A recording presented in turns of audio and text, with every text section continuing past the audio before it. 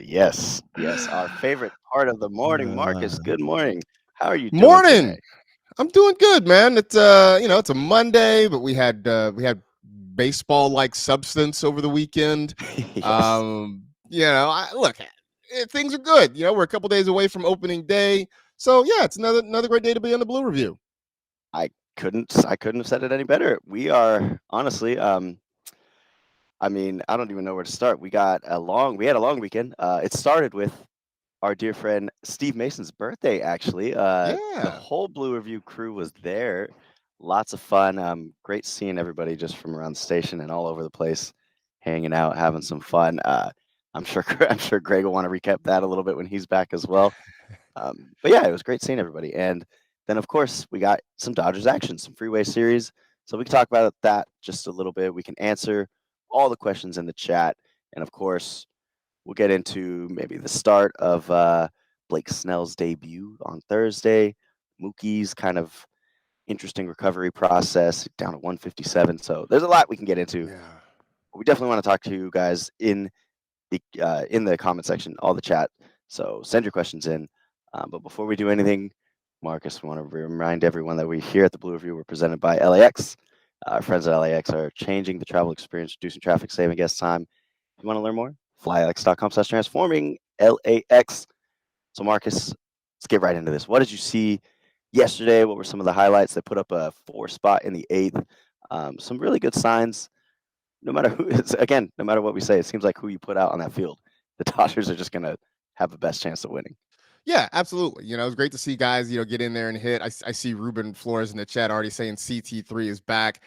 I'm not willing to go that far with it, but it was good to see him get out there, get some good swings, get a couple of hits. He drove in a run. He had a hit, I should say, drove in a couple of runs. Look, and Greg has talked about this before. They're going to give Chris Taylor opportunities, at least in the early part of the season, to sort of see what he has left, what he can offer. The Dodgers are really in an awkward spot with him because it's hard to give him too much runway, but at the same time, a guy who has done so much for this team over the last several years, it's hard to just immediately kick him to the curb as well. So, again, he got a shot out there. He got a couple of good swings. So that was encouraging to see. Other than that, look, it was, for all intents and purposes, another spring training game. You saw some guys get a couple of at bats. Muncy got a couple of at bats. Ohtani got a couple of at bats. Freeman, same thing. And then, they gave way to some of the younger guys to get them just a little bit more work before, a lot of those guys head off to OKC. So, the final score was nice. I don't think it's really indicative of anything. I think it's just a chance to get guys some work and get them ready for when the real thing starts.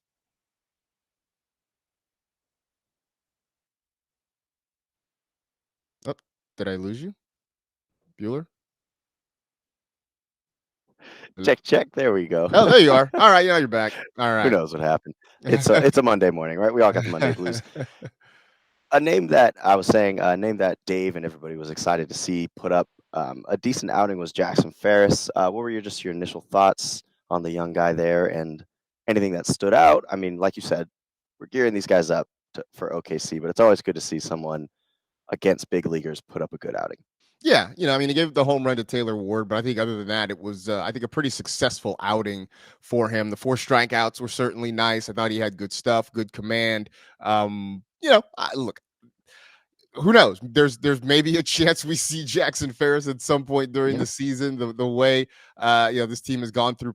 Wait, I keep saying the way the Dodgers have gone through pitching, but I think it's just the state of Major League Baseball where teams are just going through a lot of arms. Maybe the Dodgers more than anybody else, but it's sort of nice. It's reassuring.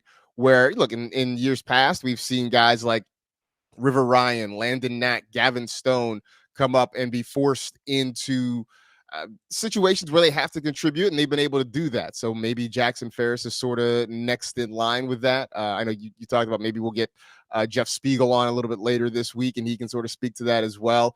I would love to get, at some point, maybe not right away, but get Bruce Kuntz, our pal, on who definitely yeah. follows the minor league system a lot more closely than just about anybody, and kind of get his take on it. But I think in terms of what was asked of him and what he provided, I have no complaints about it. Agreed. I think, yeah, we definitely need to have a full prospect episode coming up soon, just talking about some of these young guys who really go overshadowed because of the just sheer star power that is in La La Land right now. But the major story I think going around the Dodgers right now is, of course, health. We keep saying they're going to be fine, they're going to be fine, they're going to still win games, but we got to get into this whole Mookie situation and the illness. He finally had a chance to talk with media, kind of give the rundown of what's been going on. He had a weird quote about he was undiagnosed, so we don't necessarily know what it is, but you could put out a lot of guesses as to what it is, the dehydration and potentially, food poisoning. I'm no doctor, but being down that much weight. He's talking about the plane ride being brutal, getting over to Japan, only getting one workout in. It was like one of the worst flights he's ever had.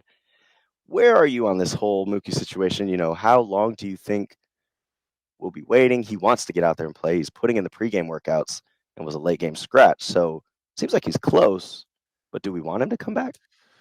I want him to come back when everything is right. I know part of what he was saying is that he can't keep any solid food down right now. The only thing he can really get down, the liquids, smoothies, that sort of thing. So, wait till everything's right. Wait till he can put some of that water weight back on. Look, they have time to be able to wait for Mookie Betts to get healthy. Tommy Edman came in, played second base last night. You got Miguel Rojas, who can man things over at shortstop. You got Kike Hernandez, who can fill in pretty much any spot in the infield when you need him to. So they've got guys who can sort of hold down the fort until Mookie comes back. I mean, look, let's remember last year, what did he miss? Like 8 weeks, 8 weeks with that broken hand. So, and they were just fine along the way. So, it's not ideal to see a guy lose that much weight. And I can only imagine. I mean, look, taking a literally a round the world flight to Japan, probably not the most comfortable thing in the first place. But then when you're dealing with food poisoning or whatever it is that Mookie's having to deal with right now, I can only imagine how awful that plane flight must have been for him. So yeah, it's not great. You wish him the best. I hope he is able to get healthy relatively soon. But there's zero need to rush him back. They will get him back when he is back, and then this lineup will find a way to endure until then. Yeah, agreed. I mean, there were quotes saying his body's fine. Like everything else is feeling fine on his end. It's just that stomach issue. So for the chat, for those asking, should we be worried as meat? And when it comes to Mookie, I think that this is just one of those weird situations. Got sick, but he'll recover fine once he can finally start putting down solid foods. And we may even still see him play and get in some good at bats while he is recovering, because you can play through a stomach issue, but you can't really play through rib issues.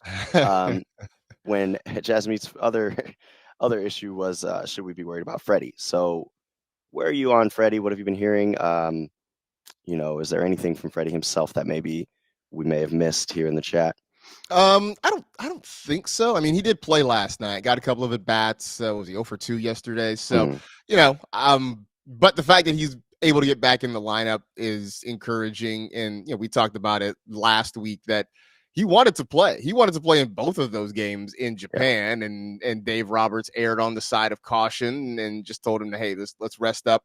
Let's get healthy. It's going to be a long season. And, with all the things that Freddie played through last year, both physical and emotional, there's no need to right now, force him into the lineup, because again, sort of like with Mookie, there are ways to sort of make this thing work. You can put Max Muncy over at first base. You could probably put Kike over at first base if you needed to at this point. So, again, it's sort of like with Mookie Betts. Let's get healthy. Let's rest up. Let's get ready to go for what we're going to need over the next 6 months or so. So I'm not overly concerned with both of those guys, but either Mookie Betts or Freddy Freeman. I think in the long term, it's going to be fine. And the Dodgers have enough talent to weather the storm. I mean, it's just, you sort of deal with guys resting up, getting healthy. So, I know everybody wants the whole lineup to be there. We want on, opening day 2.0 to see, that Shohei, Mookie, Freddie at the top of the lineup. I'm skeptical that we see all three of those guys. Maybe we get 2 of them, but even if it's just Shohei at the top of the lineup, I'm not overly concerned yet. Yeah, I mean, you make a good point. I'm not sure, especially for the home opener. Maybe ring night, just based off of what we're hearing the Stars say when they are saying like we want to play, we want to play. I wouldn't doubt seeing that full lineup just on ring night. I'm just speculating here, but just based off of how they've like approached everything last year and as this trio, when they have a chance, they play. So we should see them out in the field sooner rather than later. I know that it's a lingering issue for Freddie, but he's been managing small injuries here and there throughout his whole career and has done just fine. So, uh, Marcus, I wanted to ask you, it was announced that Blake Snell would be the home opener starter. This is very exciting. We get to see our first chance of Blake Snell at Dodger Stadium in Dodger blue. First off, just how excited are you, and what are you expecting? I mean, we can make some predictions, we can do things like that, but just based off of what you saw in spring, how are you feeling about Blake getting the start? Excited about it. I mean, I really am.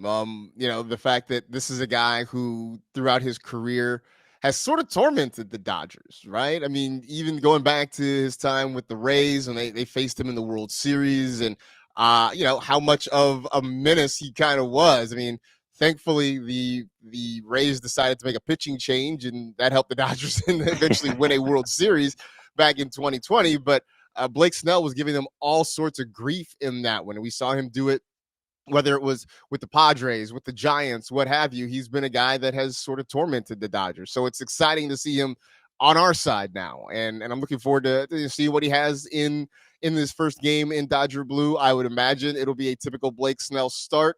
Moving the ball around, changing speeds. I would expect we're going to see him probably get through 5, maybe 6 innings, basically a couple of trips through the lineup. But I'm excited because it's a good way to get started. I mean, they're 2-0 already, which it's you kind of have to remind yourself of that because they've already played 2 games. But to kind of keep the line moving a little bit and just kind of get this rotation going. So, I think it's going to be a lot of fun. The place is going to be packed out. The Tigers should be an interesting opponent to get started with. So, I'm very, very energetic, very optimistic about what we see from Blake Snell this year. Yeah, no, I agree. And I like the way that they really schedule this out. We'll get to see Glasnow in May, today and tomorrow for the rounding out those exhibition games against the Angels. And then Snell, he was pitching some simulated games. So a ramp up is what Dave has been just preaching. This is all a ramp up. You can even count you can even count the Tokyo series as a ramp up, even though they actually count towards the series. Yeah, right. Real standings. But all this to ramp up and be fully healthy going into the season, at least with 5. We know that there's people who aren't fully healthy in this starting rotation who will be joining at some point in the season. But just to see that Dave, the Dodgers, Mark Mark Pryor and all them have everything kind of figured out with the 5 that they want out there to start the season is really encouraging. And I expect to see, I think I agree, maybe a solid 5 from Blake. If the offense is pounding like it's expected to, then we may even be able to have like a lesser pressured start for Blake Snell, and that would be really cool to see. But yeah, I think outside of that, chat, feel free to send us any questions. We'll get into a little bit more of Blake. We've been kind of flying through this with, just the 2 of us. But yeah, I think, Marcus, you could take the lead here. What more are you kind of looking for as we head into this season? Any player profiles that you're most excited to see kind of get going? I mentioned Glasnow and May, who I personally really want to see in a regular season game. But outside of that, maybe on the offensive end, somebody who might stick out to you. Yeah, I really want to see Andy Pages sort of take the next step in his development. I think at the plate, certainly I'd love to see some more consistency. We know he's got the power swing. We know he can hit the long ball. He went through some prolonged slumps, where he was very much 3 true outcomes for a while. So would love to see some more consistency from him. And I think especially if they do have him hitting at the bottom of the lineup, which is where he's been, he's going to be in a great spot, which means he is basically ahead of Shohei, most days. So that means he's going to get plenty of opportunity to hit. He's going to get plenty of opportunity to swing the bat at good pitches. So I do want to see that consistency from where he was last year, get the average up a little bit more. It would be great if he improved that outfield defense. I'm not asking for a lot. I think I'm, just trying to keep my expectations minimal on that one. But if he's providing offense and the way this team can score, I've said this before. I don't need the Dodgers outfield defense to be spectacular. I just need it to not be a circus out there. And so if we can just see Pages sort of take that big step forward, I think that's going to go a long way toward kind of helping him stick with this club, but really be a big contributor as the season goes along. But other than that, I want to see how a guy like Michael Conforto fits in, knowing that he's going to be a platoon guy. What can he do with his opportunities when, you're only going to be playing maybe once every 3-4 days, something like that. Mm-hmm. I'm curious where Edman slots in, because he was so good for this team from the moment he came over.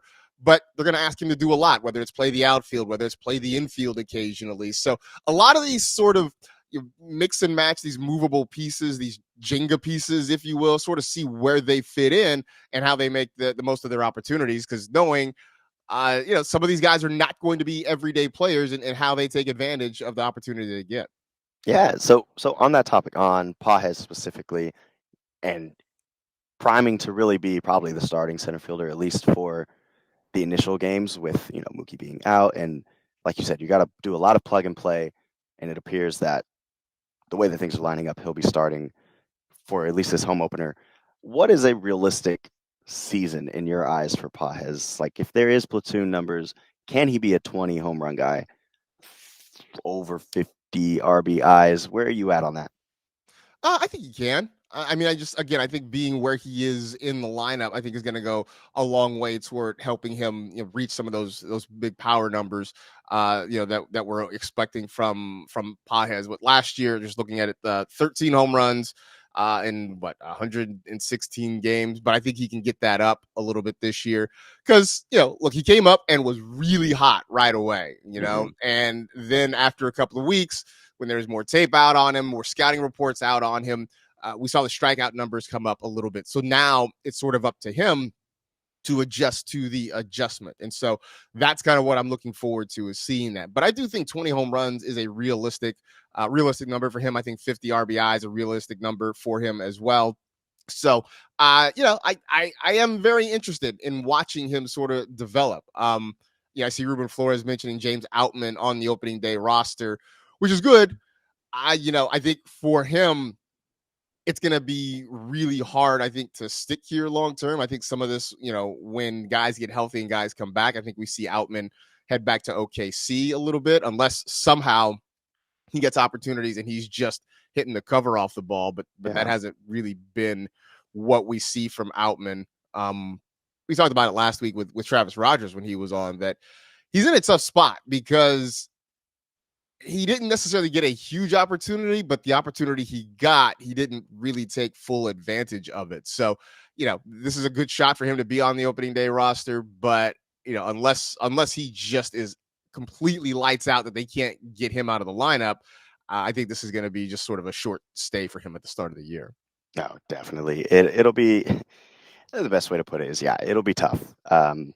Like you said, when there's so much plug and play and platoons, and guys like Tommy Edman were literally the NLCS MVP. Right. There's a lot of work to do there.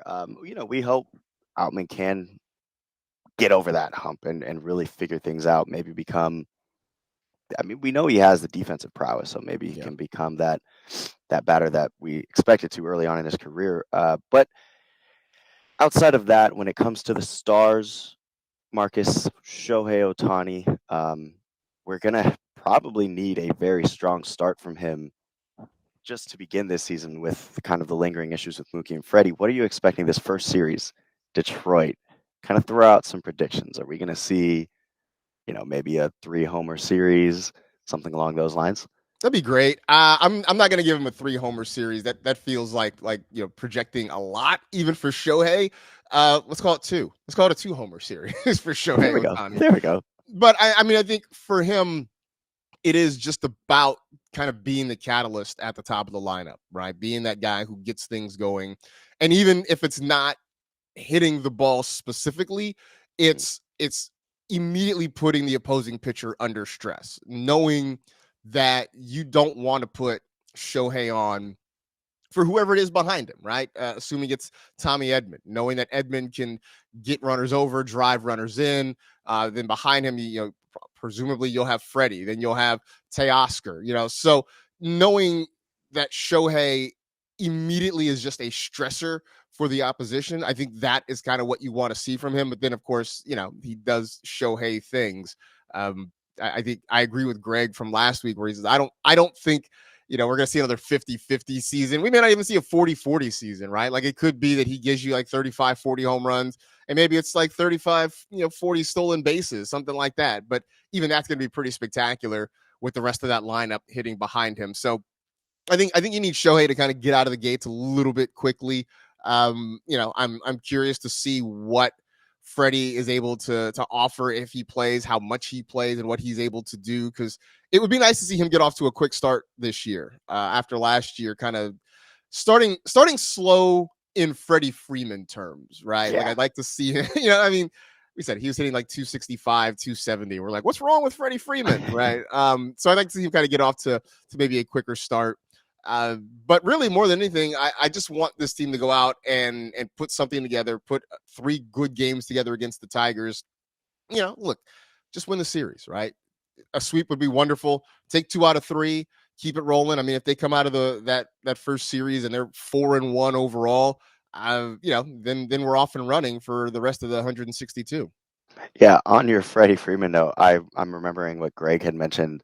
It would be nice to see him get off to a hot start because his career batting average was like right at that 299, essentially like almost rounded to 300, and we want to see that go up because he doesn't want to be I think it's you and Greg always say that McGriff, like you don't want to be right at that right there before the record.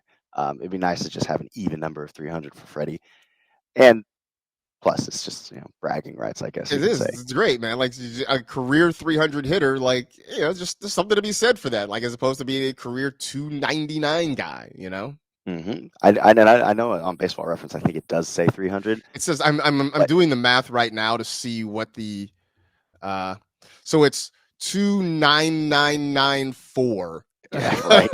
Right. Like okay, so we will be on 300 watch basically. Yes. All season for Freddie. I'm taking a look at the chat just to kind of finish out here as we just have basically a few minutes left. I saw one that I was interested in. So Jesse asked in the chat, Jesse Hyman, would you say Gavin Stone is more, basically a more expendable prospect or one we want to hold on to?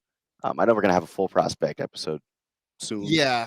But where do you kind of lie on that? There's some interesting ways you can go. There really are interesting ways you can go. I think the hard part for the Dodgers and for Gavin Stone is that he's probably going to miss most of the season after the surgery in the offseason. So I think that sort of makes it difficult for the Dodgers to truly decide what they want to do with him. I think he's a guy, look, it depends on what happens with River Ryan. He's another guy that they really like who unfortunately, they lost for the year because of an injury.